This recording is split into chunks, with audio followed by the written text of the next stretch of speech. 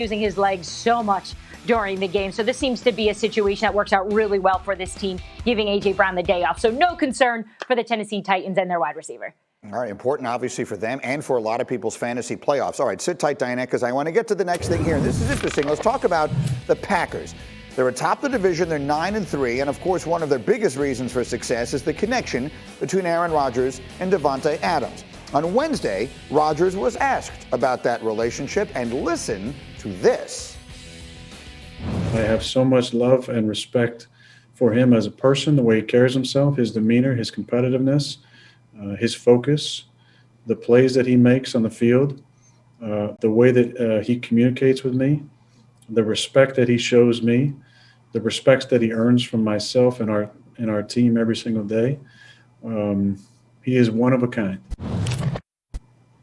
I'm better because of him as a person and as a quarterback. Wow. So a lot of us on the staff were really struck by that. And Mark Sanchez, I want to start with you as a quarterback. When you hear the quarterback talking about a receiver like that, what do you think? Yeah, I mean, this is the way Bart Scott used to talk about me when we were teammates, so this totally makes sense. But most importantly, when you get a quarterback and a receiver on the same wavelength this way, this transcends football. It sounds like these guys are buddies. It sounds like he's shoveling snow for Aaron Rodgers and wiping off his car or something like that. This is a serious bromance, but I think it's transcended football, and they share the same views. Maybe it's politically, maybe it's religiously, maybe it's just the way they go about their day. But I think what he respects the most about him is his hard work and that work ethic. When you have a guy that's willing to work like that, it makes your job a lot easier. RC, how about that connection? And I thought it was amazing. Listen, we have seen Aaron Rodgers, say some things that may border on arrogance, but this was real. This seemed sincere. And it seemed like he was not only appreciative of what Davante Adams was as a man and as a player, but it seems like he was grateful to be a part of his journey. Like he was grateful to have him on his team. But you see this on the field. There is no one-on-one matchup that Aaron Rodgers doesn't believe that Davante Adams is going to win. The 2 interceptions he throws against the Tampa Bay Buccaneers were purely because he knew Davante Adams had one-on-one, and that was his guy, and that his guy was better than anyone else. This bodes well for these two people, but more importantly, for the Green Bay Packers and their pass game.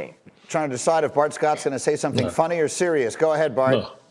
This is old age, man. This is old age. This is reflection. This is seeing at the end is coming. I know Jordy Nelson. I know Donald Driver's like, what the hell are you talking about? You never waxed poetic about me like that. I won you a damn Super Bowl when you were winking at Ryan Clark. You were throwing the ball to me. And you want to wax poetic about this dude? Like, are you kidding me? So this is old age, and this is him understanding that the end is near, and him understanding that, hey, his days are numbered. And how are you as the Packers knowing that you took the first-round draft pick on a quarterback, and this guy's playing this well, and you may not even be able to see that first-round quarterback? Diana, you look skeptical. Because every Friday, it's the same thing with you three. You're so sappy and in your feelings. Davante Adams makes Aaron Rodgers look fantastic. It's like Hembo on the show. Hembo makes me look so good. He gives me all the facts, the stats. He goes over my notes for me. Guess who I love? Hembo. He makes me a better person because he makes me successful. So I completely understand why Aaron Rodgers is going out there. I love Davante. He's this, he's that. I love anyone that makes me look good. I think we have come to the conclusion I used to get that treatment last Hembo equals Davante Adams. I think that their value is about equal. That is an excellent. I feel like they had punted on the season when they traded Yannick Ngakoue after they, spent money and gave draft equity to go get him. Now it seems like they're in the running. Nobody's paid attention to him. I think they have an outstanding receiver in the Jefferson kid, and I think he's going to be exciting to watch. He may end up being one of the best from this draft, but I just don't know if I can believe in this team, if this team is for real. Now, it's going to say a lot about, their chances if they're able to beat Tampa, but, they still have Tampa and New Orleans. We expect them to beat the Bears and the Lions, but they're going to have to win one that we don't expect them to win. And it's going to be tough sledding against Tampa if Tampa is on and playing well. If Bruce Arians and Tom Brady can come to some type of conclusion about how they want to go about playing and winning football games. It's a great point. The Vikings started 1-5. They're now 6-6 with a gigantic game against the Bucs, who they can essentially get closer to, or perhaps even leapfrog if things sort of work out this weekend with the other games on Sunday. And then, of course, Bart, as a Ravens legend, will be looking forward to watching Monday Night Football on ESPN between Baltimore and Cleveland. I know you got your own show later today, too, so we'll let you go. Thank you, Bart. I appreciate it. Bart. Hi, Bart. All right. You don't play for the Ravens anymore. But he did play for the Ravens. I'll be messing. Man, that's my dude, man. Come on now. You know that's how we roll. So he brought up an interesting point. They have 4 games left, do the Vikings. 2 of those 4 are Tampa Bay on the road. Yes. New Orleans on the road. I want to mention the New Orleans game is in week 16, so you have to kind of think about if it doesn't go just quite down to the stretch and maybe that the Saints have clinched the number 1 spot. You never know how that game could be played, but it's tight at the moment. The other 2 games, Bears-Lions. 2 challenging ones, 2 gimmies, or is there no such thing as a gimme? There's no such thing as a gimme, but I would think in when you start to get on the back end of things, the Lions, they're getting ready for Christmas and New Year's, and the Bears are doing the same thing. So you kind of hope that they approach it with that mindset. It'll be interesting. The New Orleans game is interesting because if New Orleans has not clinched home field advantage throughout, then they have to play. Plus, they want to play anyway because of what has happened in the past against the Minnesota Vikings. You can't take them lightly if you're New Orleans because you've played against them in the postseason, and we all kind of know how those games have gone. 2 straight losses. You also want Drew Brees coming back around that time. You want him to find his rhythm, getting ready for the playoffs as well. Yeah, you also want to do that, as Jay said. Could possibly see Brees as early as this weekend. We're going to talk a little bit more about Jalen Hurts in a second. But if Brees is able to go in any sort of capacity, would you be more intrigued to see him return knowing what you got from him? Or do you need to see a little bit more here from Taysom Hill with the caveat that the last 2 years, the Saints are actually 8-0 without Drew Brees. 5 from Bridgewater, cool. 3 from Taysom. I'm cool with Taysom Hill. I'm good with Taysom Hill. He's shown you enough. Yeah, so if he can play this weekend, I'm not playing him anyway. If Drew Brees can play, not playing. I go over there and sit down, put on a headset. Is that because of the opposition? No, or it's what? because it's a little bit of both. It's the opposition. I think we have enough to be competitive and beat them. Okay, they're starting a rookie quarterback that hasn't started a game in the league, right. And I think he's only thrown 20 passes. Right. I don't worry about that.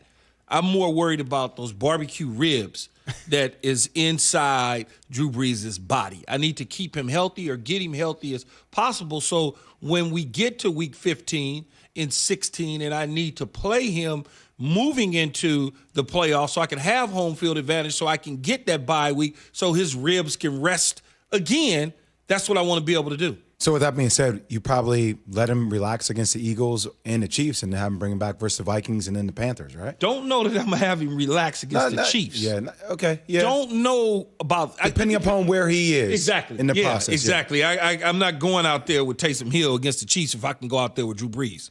More conversation on that young kid who's thrown just 20 passes. But first, it's SportsCenter.